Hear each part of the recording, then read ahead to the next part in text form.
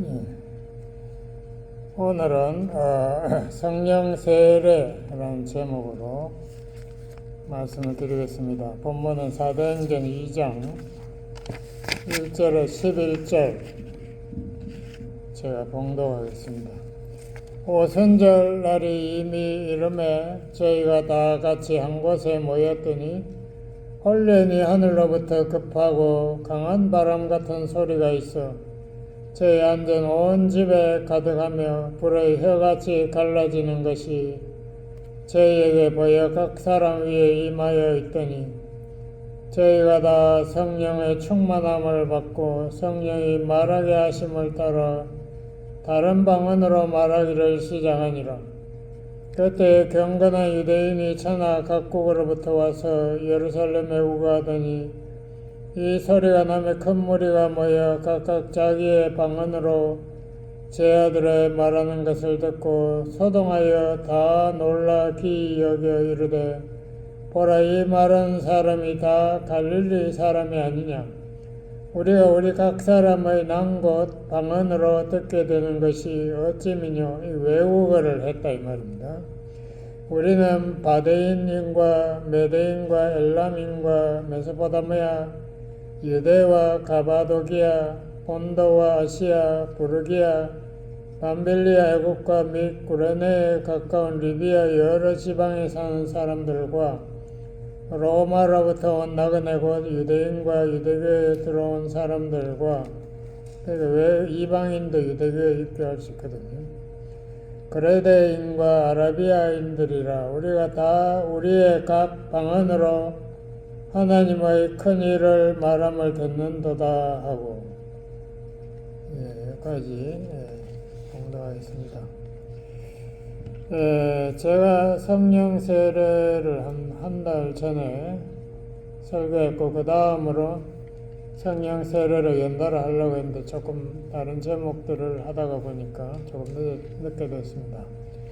그래서 성령 충만의 후속으로 오늘 성령 세례에 대해서 말씀을 드리겠습니다. 성령 세례는 예수님보다 6개월 먼저 태어난 세례 요한의 물세례에서 시작됩니다. 누가복음 3장 제가 봉독도 하겠습니다. 누가복음 3장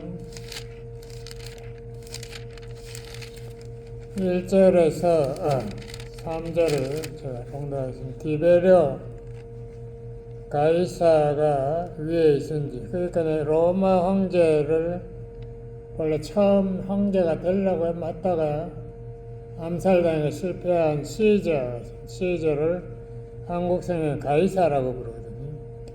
그래서 그 사람의 아들부터 이제 전부 로마 황제가 됐는데요.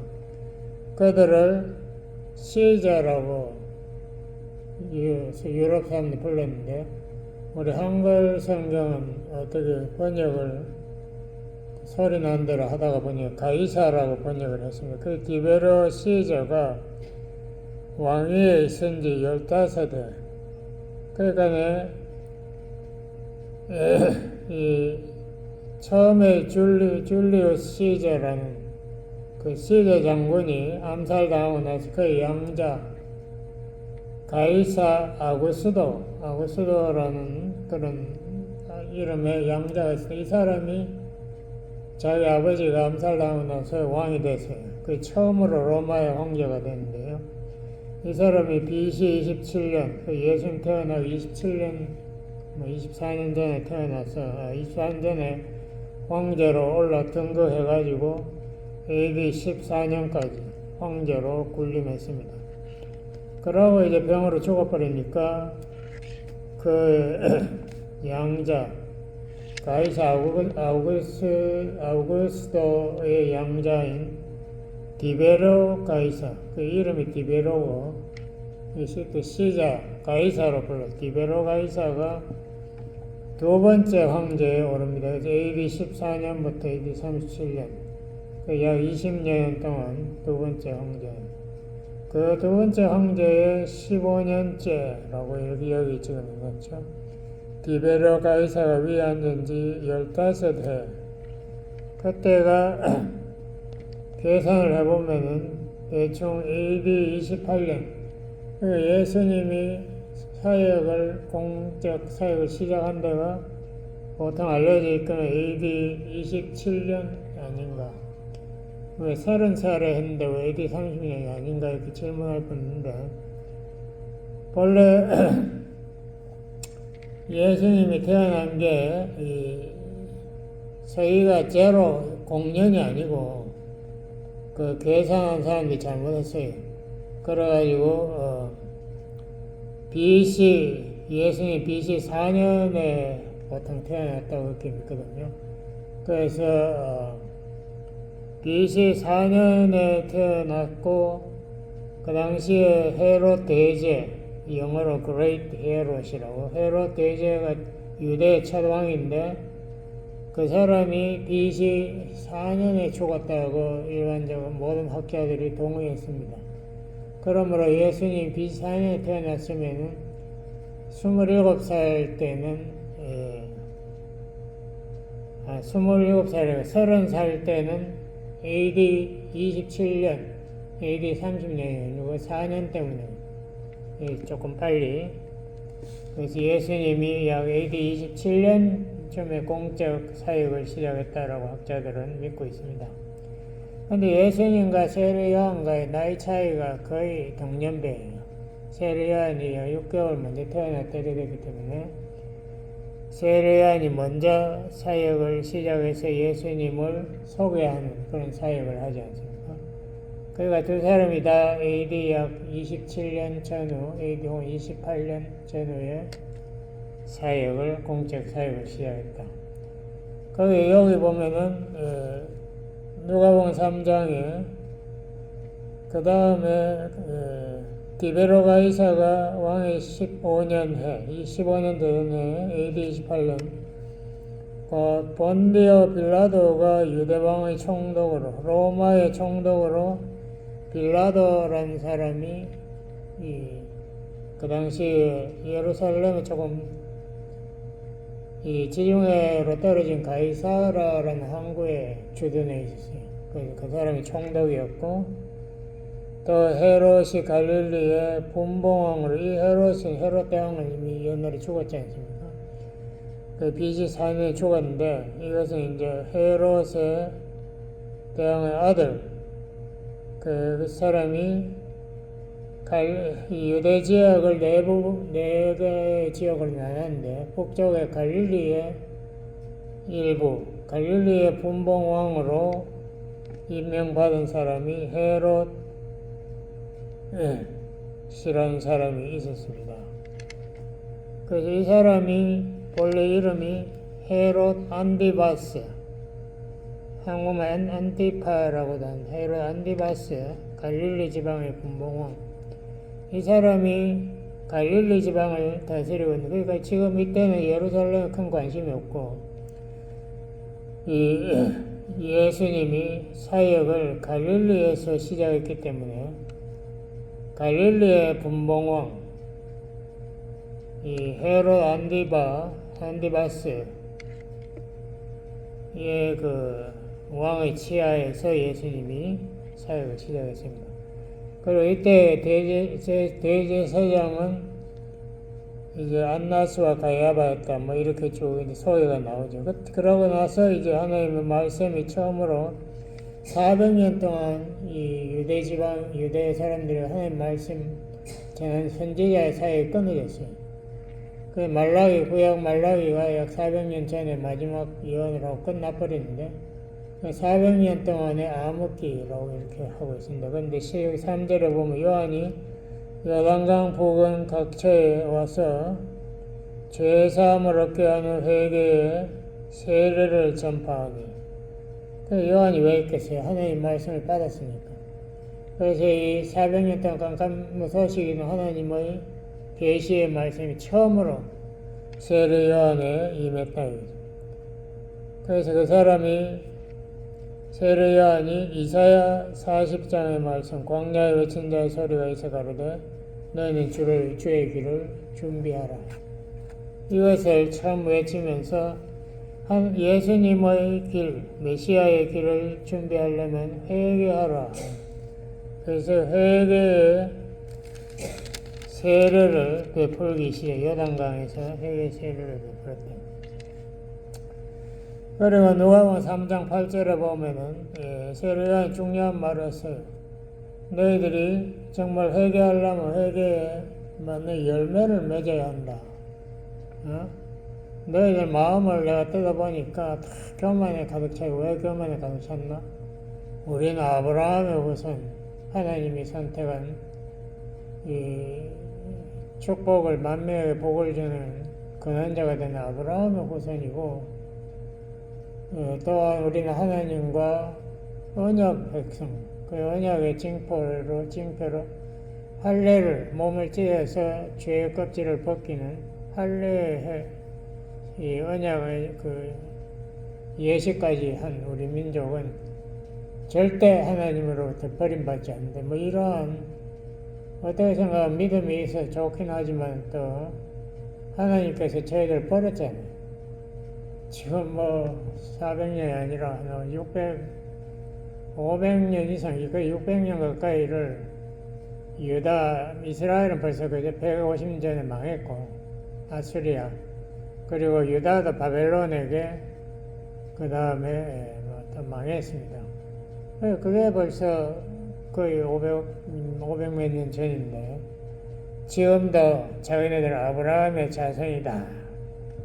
우리는 하나님 버림받지 않는 언약, 저 이방인들이나 회개시키라 뭐 이렇게 이야기했던 것 같아요.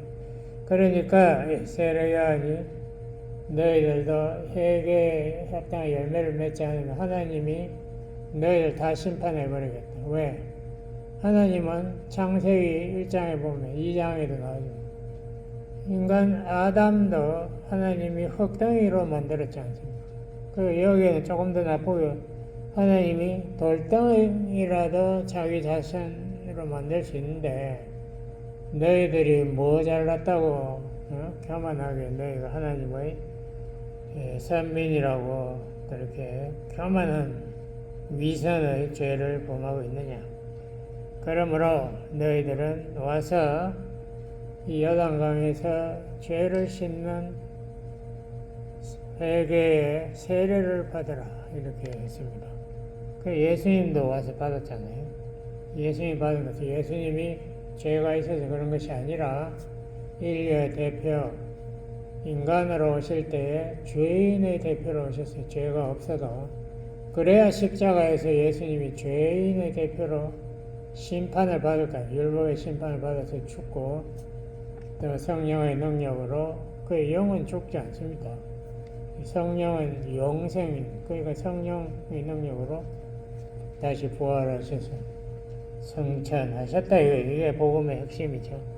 그러므로 이제 회개의 열매를 맺어라 이런 메시지가 요한에서 왔고, 그 다음에 두 번째 중요한 것은 구약에 보면은 이미 요한도 그 말을 했어요. 내 뒤에 오시는 이는, 나는 물로 세례를 베풀지만 내 뒤에 오시는 이는 불과 성령으로 너희들에게 세례를 베풀 것이고, 나는 그의 신발 먹는 것도 할 자격이 없다. 뭐 이런 식으로 이야기를. 자기 뒤에 오시는 분이 진짜 메시아고 자기는 가짜다. 자기는 그분을 위한 준비한 그런 역할을 한다. 뭐 이렇게 이야기했습니다. 제가 이번에 2주 정도 유럽에 갔었는데요. 그때가 마침 주일날이, 그러니까 저번 주일이겠죠. 오순절 날이더라고. 그래가지고 유럽에 있는 뭐 개신교들은 별로 오순절에 대해서 관심이 없어요. 그렇지만 천주교인들 많더라고. 천주교인들은 다 오순절 6월절부터 크게 행사를 벌리더라고요. 왜냐하면 오순절이라는 것이 제가 정확하게 말씀드리기가 좀 복잡한데, 예수님이 돌아가신 날이 6월절이잖아요. 그러니까 모세가 애굽에 탈출할 때 심판의 천사가 와가지고 애굽에 처음 난 것도 다 죽여버렸어요. 왜? 이스라엘이 하나님의 장자의 예표적인 인물들인데, 그걸 너희들이 노예로 놔주지 않고 자꾸 나를 명령을 불복종하니까 너희들의 첫째를 다 죽여버린다. 그래 6월절은 다 죽는데 이스라엘은 가면 어떻겠노? 이 1년대 양을 죽여가지고 그 피를 문에다가 발라라. 문기둥에 발라라. 그러면 죽음의 사자 천사가 그 집을 뛰어넘는다. 이게 6월이란 6월의 점프. 그 집을 뛰어넘으면 심판 안 하겠다는 그게 6월절인데 그 6월절 이후에 첫 안식일 그러니까 6월절 그 일주일이 있겠죠. 6월절이 언제인지 몰라요. 왜냐하면 그 구약은 음력을 재기 때문에 일주일에 그 날이 막 변하니까 하여튼 6월절에 그 주에 이 토요일 안식일이 온다 이거예요. 뭐 사흘 후에 오든지 뭐 나흘 후에 오든지 오는데 그 안식일 날 너희들의 보리싹 열매 그 첫 이삭을 하나님께 바쳐라. 그것을 초실절이라고 이 초실절의 중요성을 이 유대인들이나 그리스도인들은 별로 기억 못했어요. 왜냐하면 초실절이 중요한데 왜냐하면 죽고 나서 첫 열매를 맺는다는 것은 바로 메시아가 죽고 나서 그분이 부활한다는 의미다. 이렇게 이제 베드로나 개신교들은 해석하기 시작했습니다. 그리고 이 부활하신 그날, 그러니까 첫 안식일, 그 예수님이 첫 안식일에 곡식을 하나님께 제사드리고 예수님은 그 다음날 주일날 부활하시더니 그러니까 그 다음부터 그러니까 죽은 후에 사흘부터 쳐가지고 50일 죽은 후에 사흘이 부활 그러니까 부활 때부터 시작해가지고 50일 내가 오순절입니다. 그러니까 성경이 아주 정확해요. 예수님이 죽는 날도 6월절을 딱 고쳐놓고 그 다음에 예수님이 부활해가지고 언제 부활하는 그것도 딱 정해놓고 그 죽은 그 주일에 안식일 이웃날 안식일 다음날 그러니까 주일날 일요일날 예수님이 부활한다. 그것까지 딱 정해놓고 그날부터 50일을 계산하면은 그때 성령이 온다. 오순절 그것까지 성경은 우리에게 상세하게 예언해 놨습니다. 그런데 요엘서 2장 28절 이하를 보면은 이 오순절에 성령이 강림한다는 것을 구약에서 처음으로 요엘 선지자가 이야기했습니다. 그래서 우리 개신교나 또 천주교나 성령 강림일을 우리는 굉장히 중요하게 지키는데 개신교는 이상하게 성령 강림일의 중요성을 뭐 잊어버렸는지 별로 교회에서 별로 안 해. 이상하게 돼버렸다고. 근데 천주교는 가보니까 이번에 아주 성대하게 하더라고. 근데 뭔가 조금 잘못됐어요. 어쨌든 간에 성경에 보면은 예수님이 스스로 예언했습니다. 너희들이 내가 부활해서 40일 동안 내가 부활을 증거하러 돌아다닌다. 그래서 제 아들 500명에도 자기의 부활을 보여줬고 또 자기의 남동생 야고보도 전도해가지고 크리스천 만들면 이렇게 예수님이 여러 사람들의 자기 부활을 증거하고 나서 마지막 분부 마태복음 28장 19절에 나오지 않습니까? 예수님이 너희들이 오직 성령을 받으면 권능이 한국말로 권능이라고 했는데 그 말은 별로 죄송하지만 조금 번역이 좀 이상해요. 권능이 아니고 영어로 파워, 능력을 받으니 그때는 온 예루살렘과 사마리아와 유다와 땅끝까지 이르러 내 메시아가 우리 죄를 위해서 죽고 우리의 성령을 주기 위해서 부활했다. 이 중요한 복음의 핵심을 너희들은 증거해야 된다. 얼마나 중요해. 그것을 예수님께서 승천하시기 열흘 전에 이야기하시고 올라가면서 너희들 예루살렘에서 모여서 합심 기도해라. 하나님이 약속하신 성령을 너희들에게 보낼 테니까 그 성령을 받아야 능력을 받고 너희들이 증인이 될 수 있다. 이게 정말 성경 말씀. 누가복음 마지막 24장에서도 이야기했고 사도행전 1장에서도 똑같은 이야기를 또 되풀이했습니다. 그래서 그것을 우리가 잘 기억하시기 바랍니다. 베드로는 처음 이 오순절날 성령 강림을 체험하고 거기에서 이방 나라 방언들을 열 몇 개의 나라들의 외국어를 동시에 확 뜯으니까 사람들이 깜짝 놀랐지. 이게 무슨 일이냐. 이 사람들 우리나라 말을 언제 배웠나 뭐 어쩌고 하는데 그때 베드로가 일어나 설교하면서 그랬지 않습니까? 말세에 하나님이 약속하셨다. 그러니까 베드로는 그걸 어떻게 예수님한테 미리 배웠는지 어떻게 깨달았는지 말세에 그러니까 마지막 때에 요엘이 말한 성령 강림이 온 세상에 모든 메시아를 믿는 그리스도인들에게 임할 것이다 라는 것을 설교에서 그날 3,000명이 한목에 회개하고 그리스도인이 됐죠. 그래서 요엘의 메시지의 핵심은 이겁니다. 하나님이 성령을 유대인에게만 아니고 또 뭐 잘 믿는 사람에게만 아니고 모든 사람에게 부어주신다. 이게 첫 번째 약속이고 하나님이 자기의 말씀을 계시의 그 모양으로 그러니까 예언이나 환상, 뭐 꿈 이런 걸 통해서 모든 사람에게 자기의 뜻을 밝히신다. 그리고 주님의 재림이 그 후에 올 것인데 그때는 마지막 구원과 심판이 동시에 이루어지므로 너희들은 주님의 재림을 준비해야 됩니다. 요엘서가 제가 생각해 별거 아닌 것처럼 대부분 느끼지만 그렇지 않아요. 거기에 우리 신약의 모든 프로그램과 예수님의 그 오심과 성령의 오심과 마지막 재림과 심판 다 거기에 그 요엘서 그 몇 장 안 된 그 짤 2장 그 마지막 거기에 다 그게 적혀 있는 놀라운 하나님의 예언이 거기에 있습니다. 예, 그리고 그 요엘서에 또 거기 마지막 때 이 말이 있어요.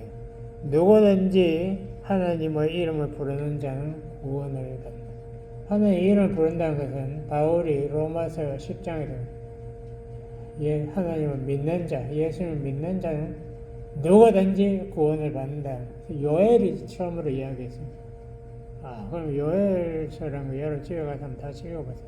그거 읽기 싫으면 사도행전 2장에 베드로의 설교를 읽어보셔도 거기 요엘 그걸 그대로 인용을 했기 때문에 여러분 참고하시기 바랍니다.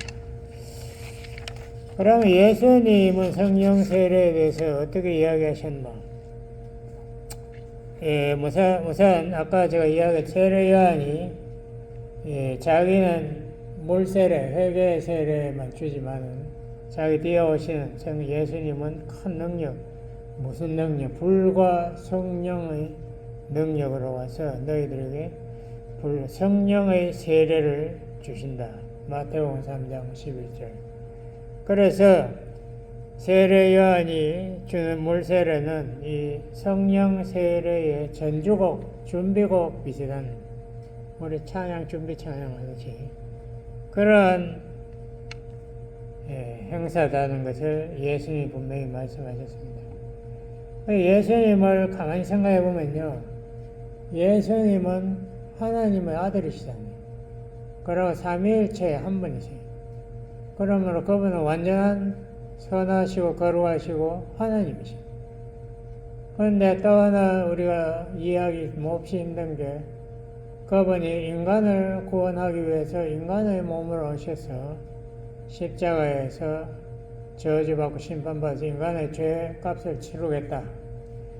그러므로 예수님은 우리 기독교의 아주 독특한 교리인데 완전한 하나님이시면서 완전한 인간이시다.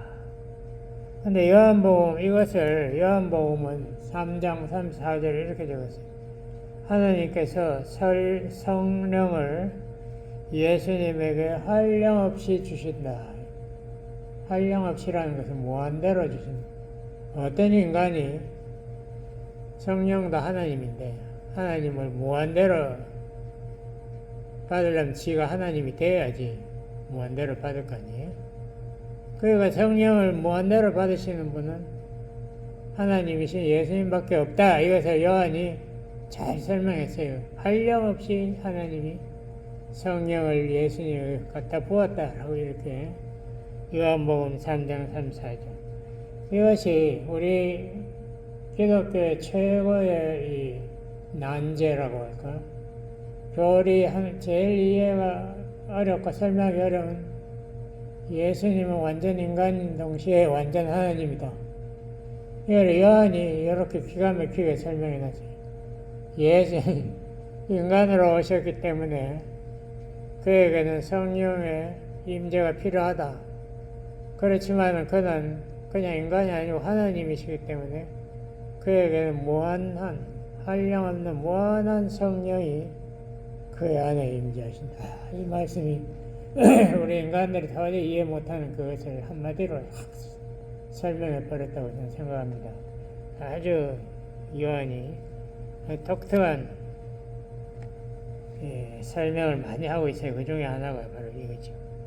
그리고 그분은 하나님의 주신 그 권세를 예수님이 이렇게 부활하고 나서 이렇게 내가 하늘과 땅에 있는 모든 아버지의 권세를 받았으니까 너희는 가서 아버지 아들과 성령 이름을 세례주고 온 세상에 내가 한 구원의 이 복음을 증거하라. 이렇게 예수님이 자기가 성령 충만하니까 자기는 하나님의 모든 능력을 내가 그걸 너희들에게 줄 테니까 너희도 가서 복음의 전파자가 되어라. 이것이 우리 기독교의 핵심적인 내용들입니다. 그러면 우리가 구체적으로 이 성령 세례를 어떻게 받았나? 시간이 또 많이 가버렸죠. 뭐 어쨌든 간에 첫 번째 예가 예수님이 약속하고 성취하지 열흘 만에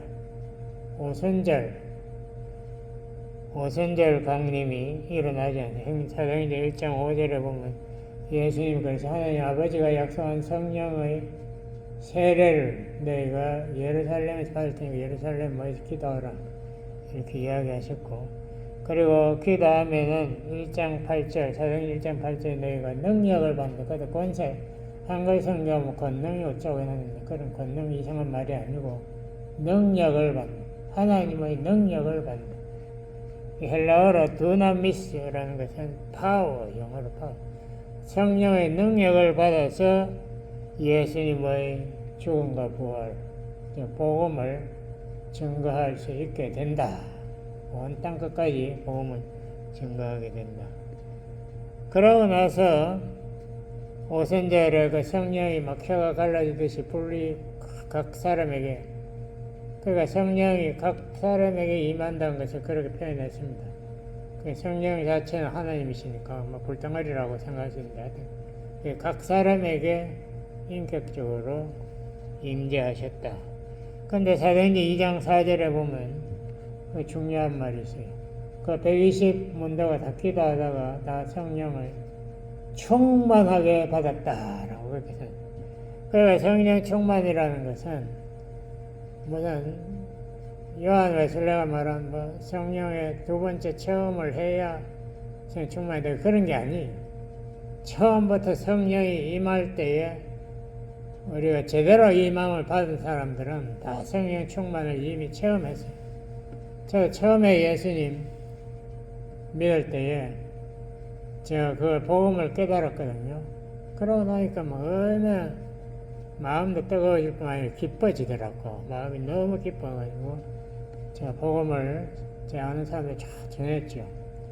그래서 이 복음이라는 것이 내 선행하고 아무 관계가 없다. 예수님의 공로로 우리가 예수님의 그 구원 사역을 통해서 우리가 믿음으로 구원받는 것이다. 그것을 증거했습니다. 그러므로 성령 충만이라는 것은 뭐 나중에 막 거룩해져 가지고 성화가 막 거의 완성돼 가지고 성령 충만 받는 게 아니고 언제든지 우리가 마음을 합하여 열심히 합심 기도할 때 성령 충만을 받을 수 있다. 우리가 성령 충만과 성령 세례는 다르다. 성령 세례는 처음으로 성령이 우리 영에 들어오신, 우리가 영이 죽어 있잖아요. 그 성령이 들어와서 우리가 영안을 뜨고 영생, 요한복음 3장에는 거듭난다, 새로 태어남, 그것이 성령 세례. 뭐 성령 세례를 복잡하게 생각, 무슨 불과 못 짜고 할 필요 없고, 성령 세례는 성령의 내재하심. 요한복음 14장 그 16절에 잘 설명해놨죠. 한번 성령이 들어오시면 영원히 거하신다. 그 성령 세례. 그러고 나서 그 초대교회에서 엄청난 핍박을 받았잖아요. 왜냐하면 바리새인들을 향해가지고 너희들이 십자가에 못 박아 죽인 예수가 부활했다라고 하니까 그 사람들이 막 자기네들 살인자로 보니까 그 베드로하고 다 감옥에 쳐넣었는데 그 사람들이 천사의 도움 받아가 턱 나와가지고 또 복음을 전하니까 그 사람들의 복음 사역을 위해서 교회가 합심 기도를 하는 것이 사도행전 4장 31절 33절에 나옵니다.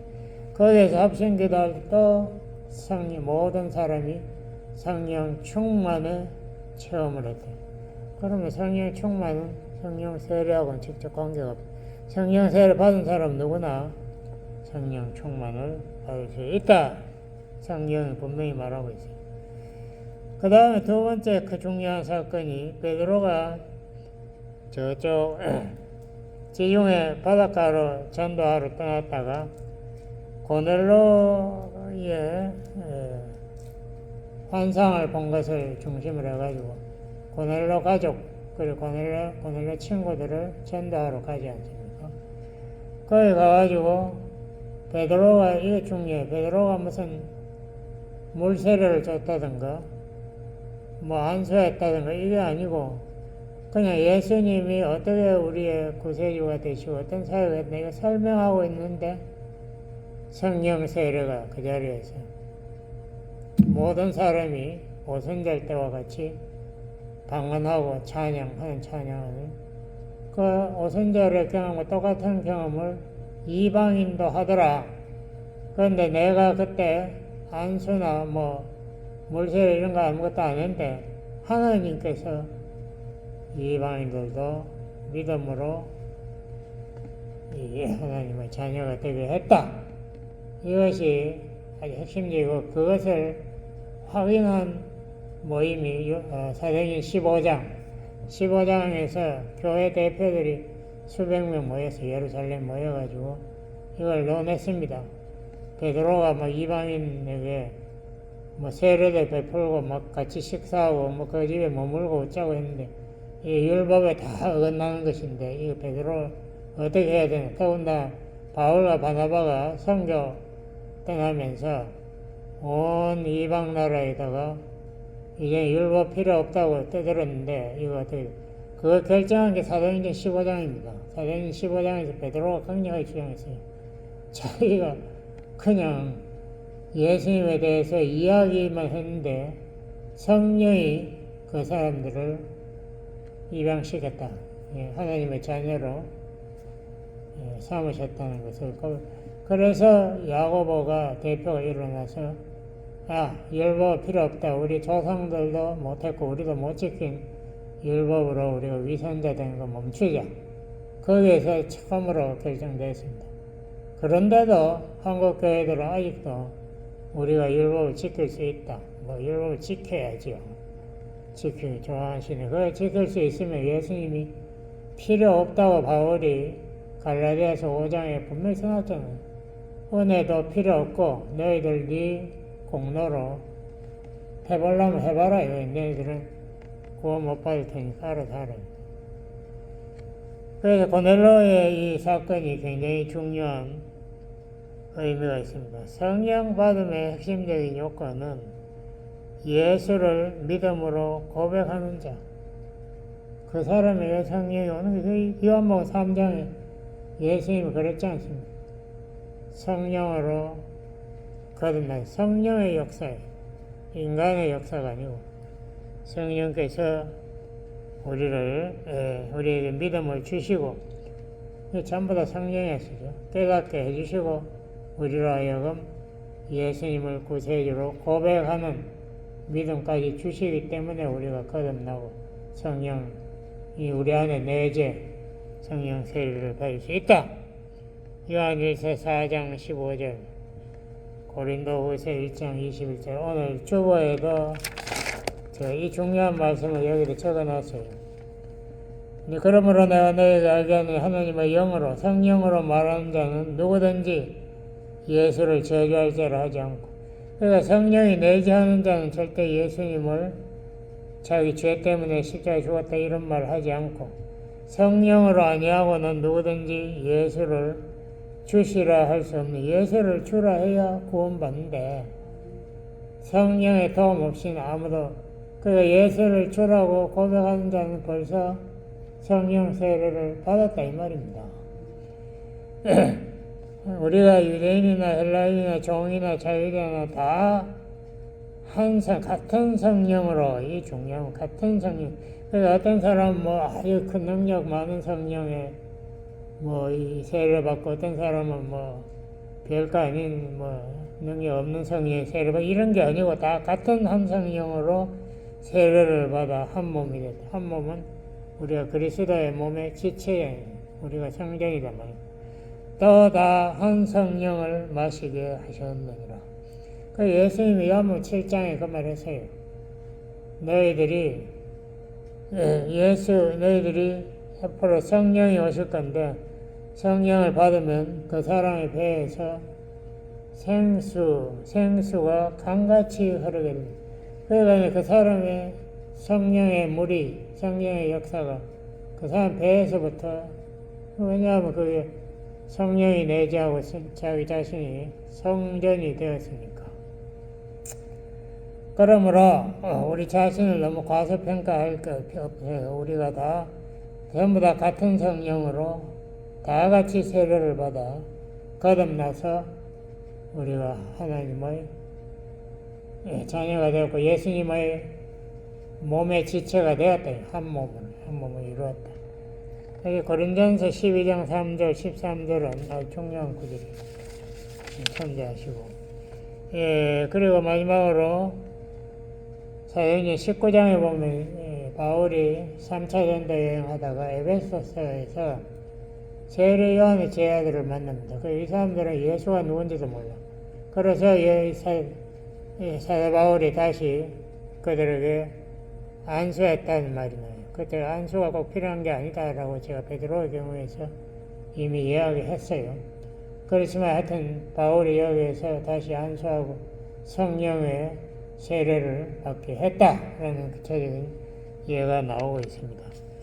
그래서 성령께서 자기가 임재한다는 증거를 우리에게 주시기 위해서 여러 가지 표적과 기적을 베풀으셨어요. 그 중에 대표적인 것이 방언, 예언, 이런 은사도 우리에게 주셨고, 치유사역, 이런 것도 우리에게 주시고. 그런데 방언에 대해서 한 가지 코멘트 하면, 방언을 두 가지가 있다는 걸 아시네. 방언, 아까 이야기한 외국말 하는 거, 그런 방언 한 사람은 한 번도 못 봤는데, 어떤 사람 방언 외국말 했다고 막 주장하더라고. 나는 의심스러워. 그 사람이. 우선 외국말을 하려면요, 그 자리에 외국 사람이 있어야 돼요. 안 그래도 성령이 말하고 외국말로 방언하게 해요. 그 사람, 외국 사람을 전도하기 위해서 외국말로 방언을 해야 됩니다. 외국 사람도 없는데, 저희가 외국말로 방언했다? 그 엉터리. 그런 것이 아니고, 우리가, 고린도전 14장에 보면 사도 바울이 상세하게 일반적인 방언은 전부 소위 말 신비 방언이라고 해서 인간이 알아듣지 못한다라고 분명히 적었죠. 그 통역 은사가 없으면 하지 마라라고까지 했습니다. 그래서 알아듣지 못하는 방언은 교회에서 하지 마라. 집에서 하려면 하든지 하지만 교회에서 하지 마라. 그리고 거기엔 통역의 은사가 있어야 한다. 그것까지 이야기했습니다. 여러분 그 참고하시고, 예, 우리가 무슨 방언을 하는 것이 뭐 성경적으로 틀렸다 이런 것은 또 성경에 없어요. 그러면 바울이 단호하게 이야기할 거니 이제 방언은 끝났으니까 하지 마라 이런 말 없잖아요. 율법 지키지 마라, 율법 지키면 은혜 떨어진다 이런 말이 있어도 방언을 하지 마라 말은 없습니다. 그러므로 방언은 우리가 하면 또 성령의 역사에 체험하면 우리에게 덕이 되고 도움이 될 수 있습니다. 참고로 하시고 기도하시겠습니다. 아버지 하나님 감사합니다. 하나님의 성령을 통해서 우리가 능력을 받고 예수 그리스도를 증거할 수 있는 그 귀한 사역을 우리가 감당할 수 있음을 믿습니다. 우리가 믿음으로 이 성령의 의지하여 성령의 능력을 받아서 이 하나님의 복음을 전파하는 증인이 되도록 역사해 주세요. 예수님 이름으로 기도드렸습니다. 아멘. 자, 우리 찬송.